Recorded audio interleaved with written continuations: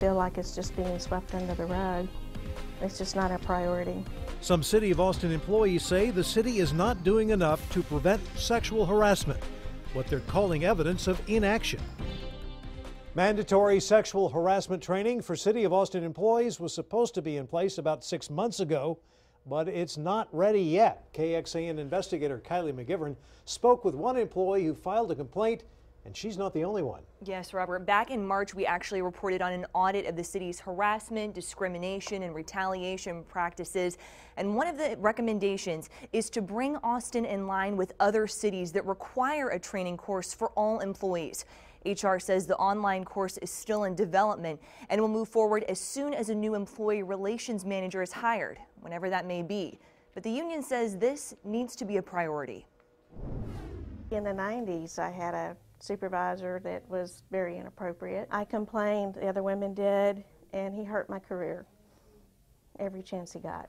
Susan Scallon has seen the ugly cycle time and time again over her 28-year career with the city. You're a woman, you don't get listened to. More recently, a co-worker trying to smooth over sexist comments. I don't want to be hugged anymore, to the point where I was in tears. This just scratches the surface of a reality Carol Guthrie says women are trying to claw their way out of. It is alarming to me, the number of women who are coming forward, and there is nowhere to go to be heard. Guthrie works with ASME, the union representing City of Austin employees. She says Human Resources is unable to respond adequately to complaints. I do not understand why something as serious as sexual harassment, they cannot place that person on administrative leave. She says the only other alternative, while waiting on an investigation that could take more than a year, is to sue. This is her statement. He leaned in and started to smell the back of my hair and neck. He was making loud inhaling sounds and pressed himself up against my side. City policy, Guthrie says, is doing nothing to protect women in these situations. Well, I hope that this story will let people know that this is happening at the City of Austin.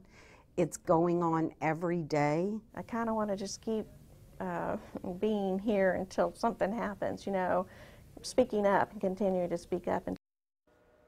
And we brought these concerns to Mayor Pro Tem Kathy Tovo, who's backed efforts to enhance harassment policies.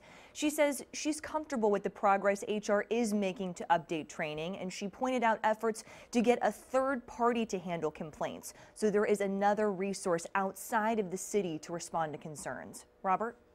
Kylie, thanks. So far this year, the city has had fewer harassment complaints than last year, and that includes complaints of sexual harassment. So far, there have been 25 harassment complaints. Last year, there were 71. But overall, an audit found complaints of harassment have gone up in recent years. In 2014, there were 38. Texas lawmakers met today to address internal sexual harassment policies. The Texas Senate began reviewing policies and procedures related to inappropriate sexual behavior. The Secretary of the Senate testified there had been only one formal complaint filed through HR since 2001, adding that complaints have generally been handled within the office of the staff members involved.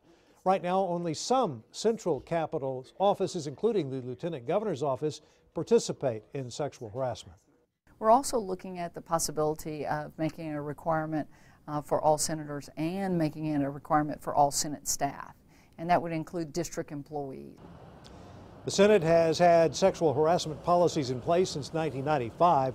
Lawmakers suggest adding a handbook that includes more direct wording, hoping to prevent future incidents.